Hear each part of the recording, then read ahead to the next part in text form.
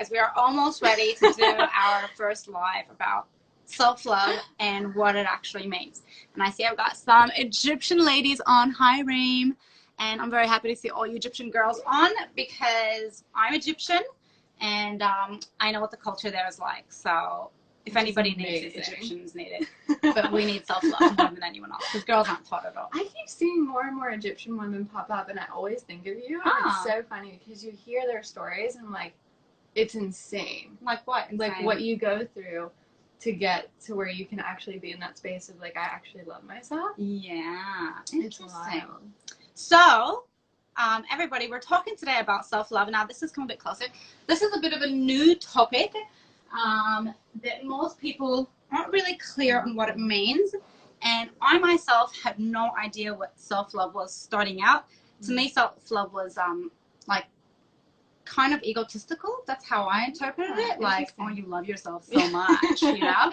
So to me, it was something that I really shied away from. What was your like first impression of it before you found out what it was? I think when I first heard the word, it was like all the journaling and like, I love myself so much. I'm so good at this. And like, just kind of just journaling. There wasn't like a whole lot of actual act to it. And so that was really interesting. And what was the purpose of the journaling then? Just to like words of affirmation, which it's a really nice practice, but you can do so much more in your body, and I think that's a lot more powerful for people versus just doing journaling and writing and saying, oh, I love myself, I love how I do this. Like, yeah, that's a part of it, but it's also like when you get your physical body involved, everything changes so much faster. Interesting. And that's a part that I don't understand. So we're both coming from very different angles about this, which is why I thought it would be really cool to do this live with Stacy. So I will just give you a bit of background about who we are and what we do. Do you want to go first? So your full name? What's your full name? I'm Stacy Lemetta, and I work in love and intimacy with women. My background comes from Tantra and yoga, and so most of my practices come from the Tantra and originally yoga. But then once I was introduced to Tantra and just falling in love with life in its fullness, that's where I was like, all right, I'm a part of that, and I can fall in love with myself. Interesting. Okay. And what is it that your business offers? So I work with women who are either single or just dating, like just starting out. And then I take them and I teach them what they really want, need, and desire. And how that's either not too much if they feel like, oh, I'm just needy, or I've been told I'm needy in past relationships. And then we work on boundaries and how to communicate them effectively versus like telling someone, oh, I'm going to leave you if you do this, and then not leaving them. Yeah.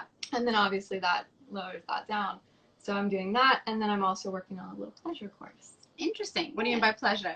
So by pleasure, not just self-pleasure. We were just talking about this before. Which we don't mind, I suppose. Yeah, it's definitely a part of it, but more of just like the everyday pleasure. Like, how do you really find enjoyment in your life? Interesting. Is that more about being present as well? Mm-hmm. Okay.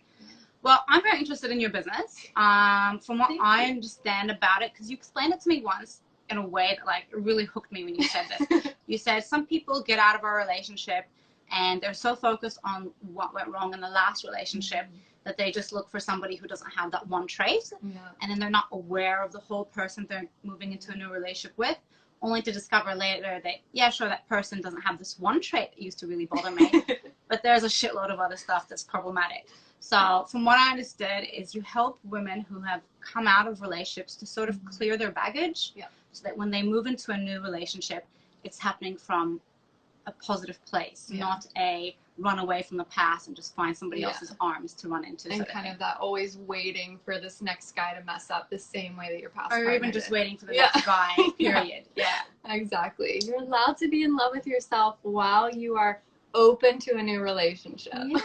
Well, I think this is going to be interesting because we have very different perceptions on the self-love thing. I'm sure they overlap, but I think, like I was saying earlier, because I am of Egyptian background and I was born and raised in Egypt, and I don't know, this might not be the case for all the families in Egypt, but certainly in my family, we were not taught how to even value yourself. Like, for me, a woman's worth was based on how much she can do for everyone else and how much she can put everyone else before her, and that makes her a good woman. So having a life even be about you, like, unheard of. Yeah. And that's why me running away from Egypt and coming here was such a selfish thing to do, right? But probably the best decision I ever made. And just to give you guys a bit of background about me, I started off in finance. I left financial planning, in order to move into fitness because I'd lost 42 kilos and I saw how much it changed my life. And I wanted to do or offer the same thing to other women. So that's what I've been doing for the last 12 or 13 years of my life, is helping women lose weight. But I discovered through that it's very hard to get somebody, including myself, to follow a meal plan or exercise plan if self-love isn't there as a foundation, because you're doing everything from a place of, I hate myself, I hate my body, and I want to change, as opposed to, I love myself and I want to learn how to better care for myself. And by doing that, your body then shapes into the ideal body, or the best version of yourself anyway. That's so powerful. Yeah. And it really is such a difference. It is very different, right? So I think my take on it is a lot more focused on the weight loss thing. Yeah. So I like to really help women understand what their self-talk is like, what they're repeating to themselves, identifying why they're repeating those things, if they're factual, if they're just things that have been repeated to them a lot at a young age, like me, you're never going to amount to anything, was repeated to me a lot. And then sort of creating new neural pathways, new habits, by doing exactly what you said, use of affirmations. But you're coming from a completely different perspective, which I'm like, I know nothing about. Mantra? The body stuff. Did you say mantra? So mantras are part of it, yeah. And I don't even know what that is. So mantra and affirmation are pretty interchangeable, relatively. Like, yeah. So interesting. Mantras typically are sung, or like they've got a little bit of rhythm to them. But yeah, but they can just be spoken word. Interesting. Okay. All the things. So let's keep asking each other questions. Okay. So give me an example of one of your clients, and why she came to you, and what you were able to offer her, or what she got at the end of the program. By the way, how long is your program? It is 12 weeks. 12 weeks. It's 3 months, and we meet every single week for an hour Zoom call. Yeah. And so that way it gets to be really, really intimate. And then I voice message with them in between. Awesome. So very personal. Yes. And are there videos, or how do they actually complete the course? So there's videos for each phase. There's 3 phases. So each week there's at least 1 video, but honestly there's probably 2 or 3. Yeah. Because I just went really into it. And then after they watch that week's videos, then they go and they have their call with me, and we talk about what came up. So the videos, for instance, might have some journaling, or like we do a little water practice where, what's it called? It's called the 2-cup method, and you like write what you want, or your current reality, and then you write what you are desiring on the other one, and you drink from the one that you're desiring.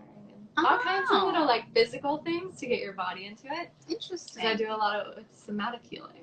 Interesting. What's somatic healing? Body healing. Oh. So basically, like, your patterns are woven into your body. Okay. Give me an example of such a pattern. Let's see. What would be one? This is so hard to think of on the spot. What's one of my clients?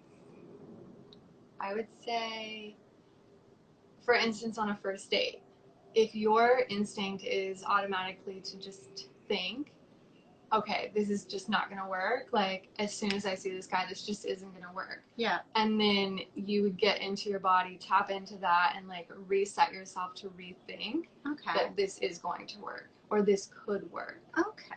And so, like, you might do, like, a shaking practice, or just something to, like, bring that up. Like, you visualize it first, let your body feel it entirely, and then shake it out and release So that's a lot of self-awareness, because you need the self-awareness to even know that this is my habit, this is what I instinctively do. And I think, to me, that's what self-love is. It's not going through life, you know, just surviving stuff, but more like being aware of the space that you're in, and how you're feeling, and what's going through your mind at any given moment. Not just, I know we have like probably like 3,000 thoughts a second or something like that, ridiculous. And it's impossible to like, identify every single thought, but being aware, like you said, of your habits and what you say to yourself, like, this isn't going to work, or he's not the right one. That is, to me, the first step of self-love. It's getting to know you and the relationship that you have with yourself. What do you actually want? So what's your favorite mantra or affirmation that you use for yourself? My favorite one Or the most impactful one? The most impactful one. Ugh. In terms of what? Because I've got one for like different areas of my life. Let's say for just accepting who you are, like when you're not doing anything. Honestly, the simplest one for me is I like myself. Mm-hmm. That's it. Yeah. Very simple. And I remember actually hearing in a podcast somebody saying to repeat to yourself, I love myself, I love myself, I love myself. And this was early in my self-love journey or discovery of what it was. And what I learned was that as I was saying I love myself, I didn't believe it. Mm-hmm. Like, it didn't feel true to me. Yeah.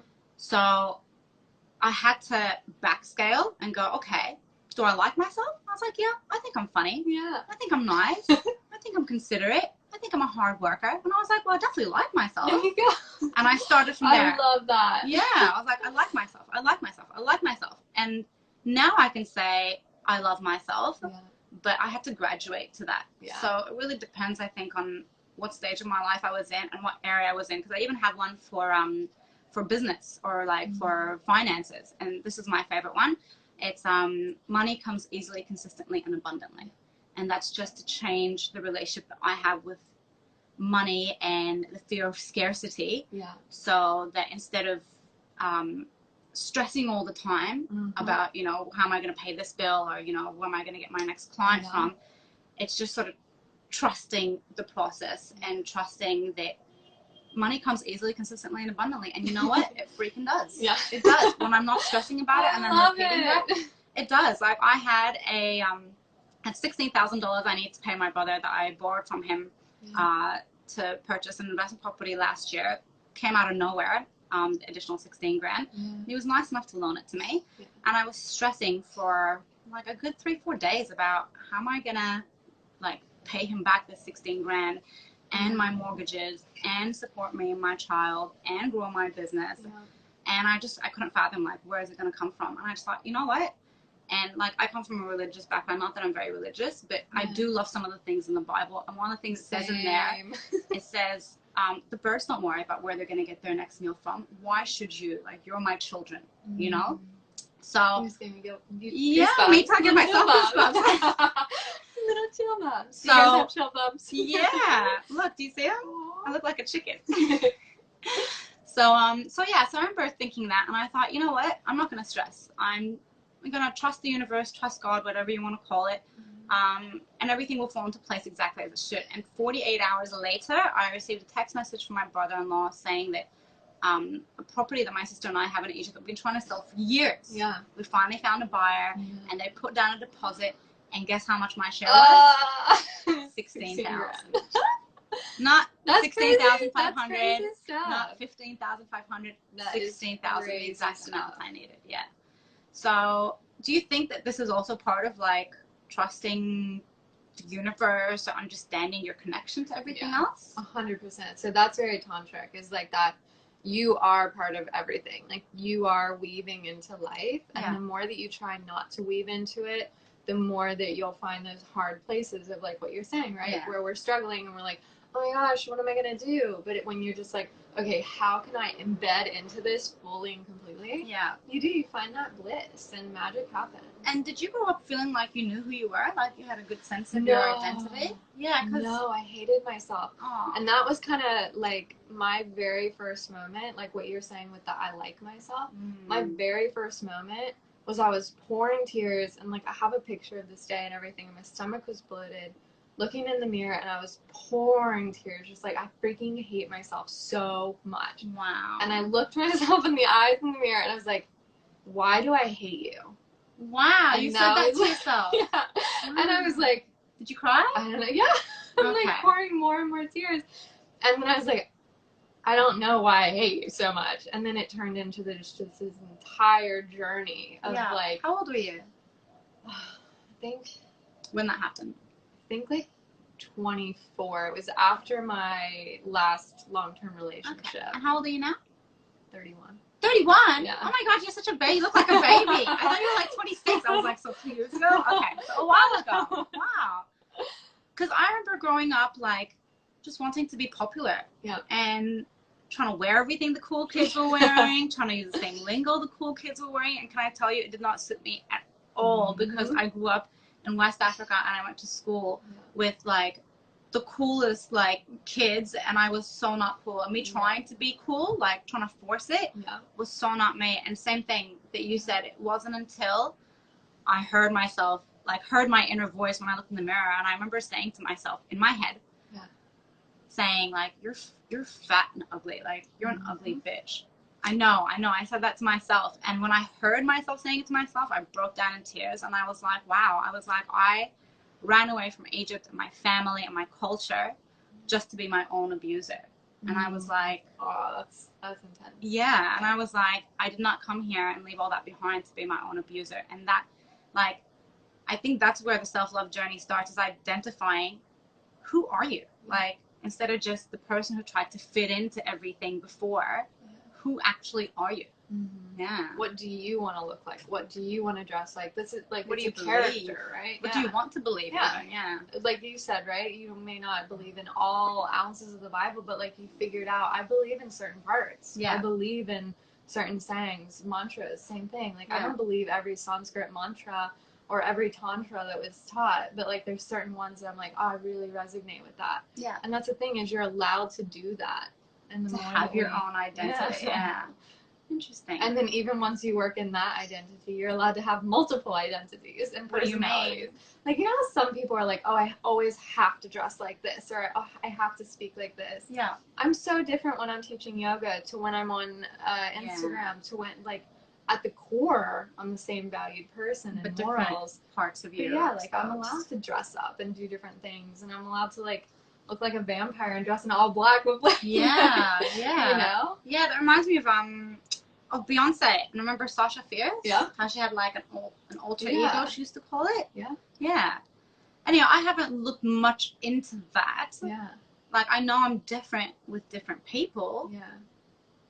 But I'm not too good with recreating myself, if that's what you mean. Like, this is my look. This is always my look. The same hairdo, the same clothes. Like, I don't have different looks. Is that a part of exploring myself? But this is very casual versus, like, sometimes, like, literally Marlene, it's so freaking good. Like, I don't know. You guys have probably seen pictures.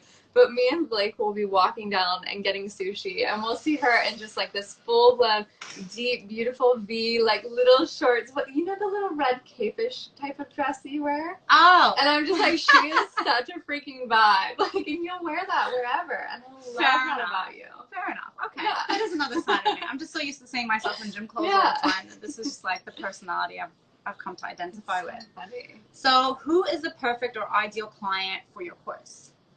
Women who are into spirituality, because I do pull a lot from Tantra, so you have to be like at least open to that. And then tell me, what is Tantra, because I don't know what Tantra is. So Tantra is a spiritual practice where you're connecting to everything in the entire universe. Okay. Have you guys heard of this before? Simplified version. Tantra, if you've heard about Tantra before, just say like yes. And not the like cosmopolitan version of Tantra. Yeah, because when you say like mantra and Tantra, like I don't know what they are, but I presume they were like Kama Sutra. Yeah.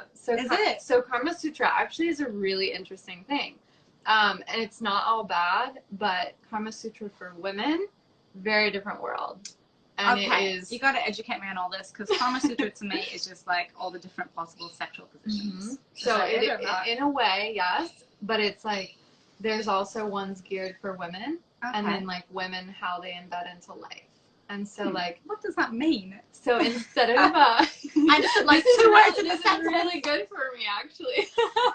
Yeah, because I always assume most of like my people know what's going on, right? But it's true, like a lot of people don't. So no idea. So with Kama Sutra, like, yes, it's sexual positions and it's all of that, but it's also like for women, we don't necessarily have to be having sex to feel really deeply, intimately connected with that's right. Not only our lover but other friends in life, like.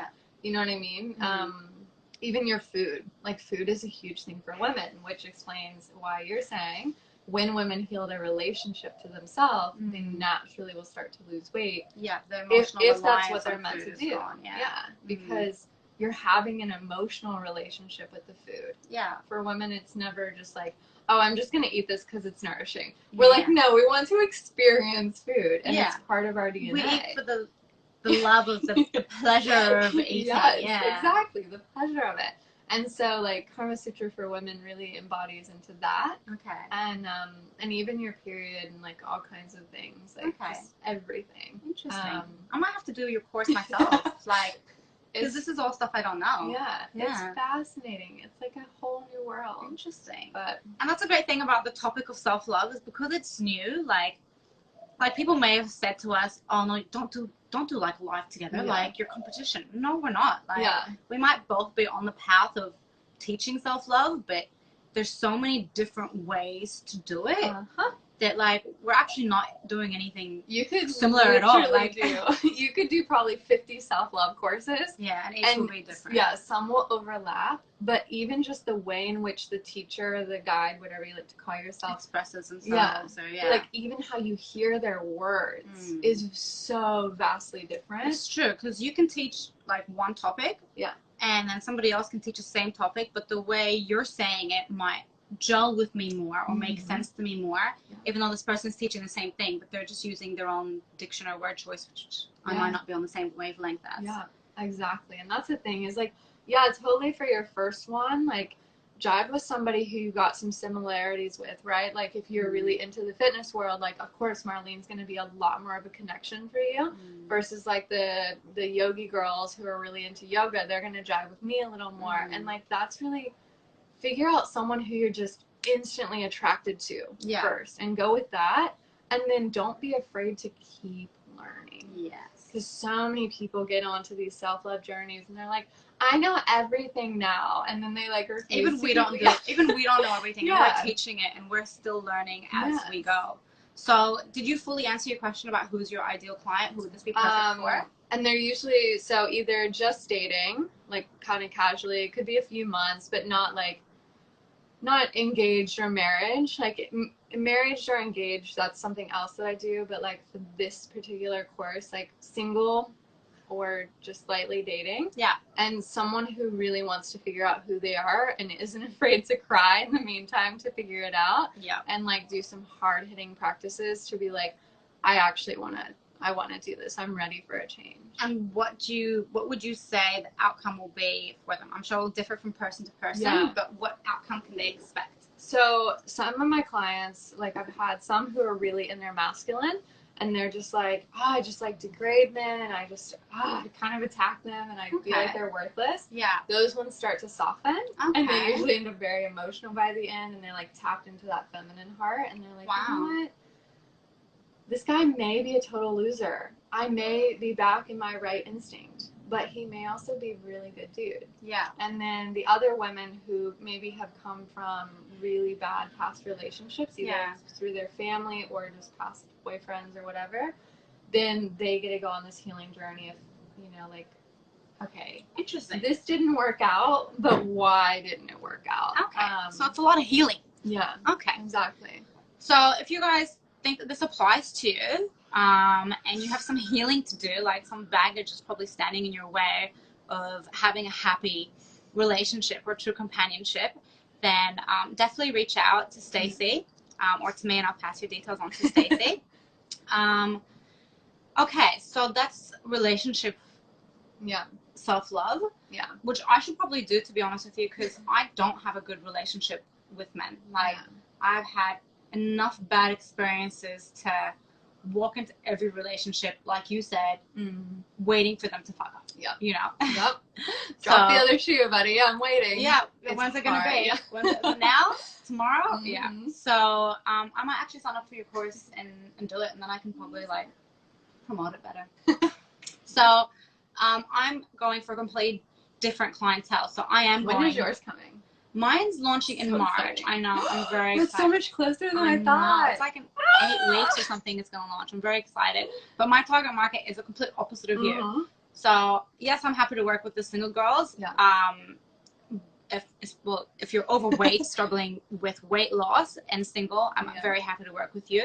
But the people, my ideal target market would be mums. Because even before I became a mum, when I was just doing personal training, I used to have women come into my office all the time and cry, like in just our first chat, because they'd be in their 50s, their kids have gone to university, moved out of home, and they'd made their entire last, 30 years all about the kids, and they'd given up their career, pretty much given up their entire identity, and just made everything about them being a mum and a wife to the exclusion of everything else. And so when all that is stripped away from them, which of course kids have to do because they all have to move on, they look at their life and they're like, I have no idea who I am. What am I going to do with my day? Where's my purpose? What am I here for? And they have nothing. And they used to break down in tears all the time. And of course, they'd let their bodies go and everything else because they just weren't at the top of their own priority list. And so seeing so much of that really helped me set some goals for when I felt pregnant. As soon as I found out I was pregnant, I was like, I'm going to train the whole way through, safely, of course, but I'm not going to give up on training and sit home and just stuff my face silly and just be like, yay, I'm going to go on maternity leave and not work ever again. I was like, no, I'm going to train the whole way through. I set myself a goal to look better after kids than before kids. I love that. And I set myself a goal to just maintain my identity. So I rushed back to work after just 12 weeks. Of course, I was very lucky because the creche was there, so I could take the baby with me. I've just made sure that I live a life that still honors who I am as an individual, as well as a mother and a wife and a sister and a daughter and everything else, but who I am as an individual. So that's really helped me keep off the 42 kilos. And I think this is exactly what I want to help other women do. So if you're a mom who, whether you're a new mom or you've been a mom for like 20 years, if you feel that you at some point lost a part of your identity, which is very common because as soon as we have kids, we're expected to be in that mother role to the exclusion of everything else. If you're in that position where you feel that you don't know who you are, your whole life is focused on everyone else, pleasing everyone else, you don't feel like you have any control over your emotions or your eating or even time and ability to process your feelings, and you're constantly relying on food for emotional comfort, then you are my ideal client. You are the person that I can help the most. So if you've tried 101 diets, and how many diets have you been on in your life? Oh, I don't even know. Not that you've ever been overweight. I haven't, but I looked in the mirror and saw delusion, How many diets have you been on? At least, very minimum 15. At least 15. And look at how different types. And look how gorgeous this girl is. Isn't that insane? I see some of the most unattractive guys just walking around so confidently. And then the most beautiful girls. That's so funny. Guys have no, just so confident. I'm like, what are you confident about? And then I see the most attractive, beautiful girls inside and out, just so insecure, constantly trying to, look better or be something more when they're already amazing just as they are. So listen to these stats. The average woman spends 25,000 euros. How many Australian dollars is that? Like 40,000? Yeah. 40,000 Australian dollars not a year, sorry, in her lifetime on diet programs. That's insane. That's like minimum wage here for a year. Smokes. Yeah. And the average woman spends 17 years of her life dieting. So how long would each of your diets last? A couple of weeks. I was a binger though. A binger. Yeah, so I would do the diet. Yeah, it's crazy, right? Yeah. I would live on a slim fast. I don't know what you guys call it here. I would drink that all day. Like one smoothie, one protein shake. Yeah, and more like a protein shake. And then I would get home and then I would binge on everything and feel so sick. Yeah. And do the same thing. It was stupid. That is so strange to hear that from you because I went through that for ages. It was the worst cycle. Starved myself all day because I was like, food is bad and I'm bad and I don't deserve to eat.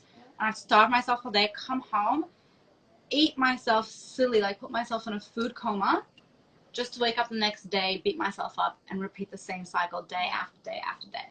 So women who have dieted 1,001 times, who have really struggled with weight loss, who lose the weight and keep putting it back on plus more, those are the women that I want to work with. Yeah. Because that's a huge one too, because they say that when you diet, you gain more weight, and then you hate yourself more, and then it's just this constant cycle. Yeah, but your weight consistently keeps going up, over the long-term period. So, finding a way to reverse that includes not dieting, because dieting is the very problem, right? So that's what I focus on, is no dieting, Not even exercise. I don't even discuss exercise for the first 2 months of the program.